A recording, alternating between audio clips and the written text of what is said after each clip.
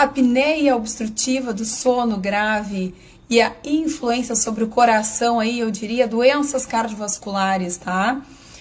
Já é muito bem estabelecida a relação entre os distúrbios do sono, principalmente a apneia obstrutiva do sono, como uma causa importante aí de hipertensão arterial, é um risco para infarto, para arritmias, para AVC, para morte súbita.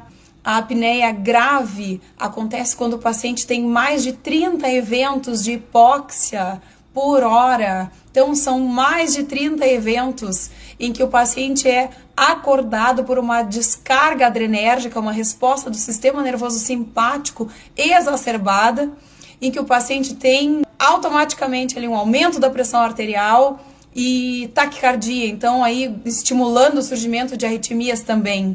E como esses eventos acontecem muitas vezes durante o sono do paciente, os eventos que eu falo são as descargas adrenérgicas, que acontecem quando o paciente para de respirar, que ele fica com hipóxia, cai o oxigênio, e aí a gente tem essa descarga do sistema nervoso simpático que estimula o paciente ao despertar, né? Que é para acordar, para respirar. Então o paciente para de respirar e faz dá aquela puxada. Aquilo acontece várias vezes durante o sono. E esse estímulo acaba deixando o paciente muito assim, com as artérias muito inflamadas e com uma resposta hipertensiva praticamente nas 24 horas. O efeito hipertensor desse estímulo simpático noturno, ele dura muito tempo e esse corpo começa a entender que aquela é a pressão que o paciente tem que ter, ele se acostuma com aquilo e o paciente fica hipertenso. Eu acrescento aqui ainda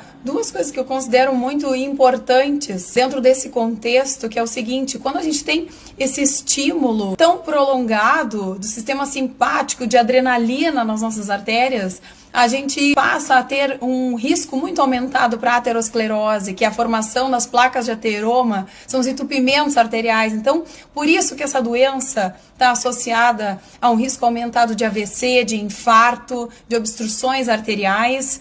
E ainda eu acrescento que com toda essa doença arterial, a gente também tem ainda aí com taquicardia, com aumento do trabalho exigido pelo coração, a gente ainda tem um risco aumentado de fazer insuficiência cardíaca por causa desse trabalho aumentado aí do coração, tá certo? Então é uma doença que causa bastante problema cardiovascular.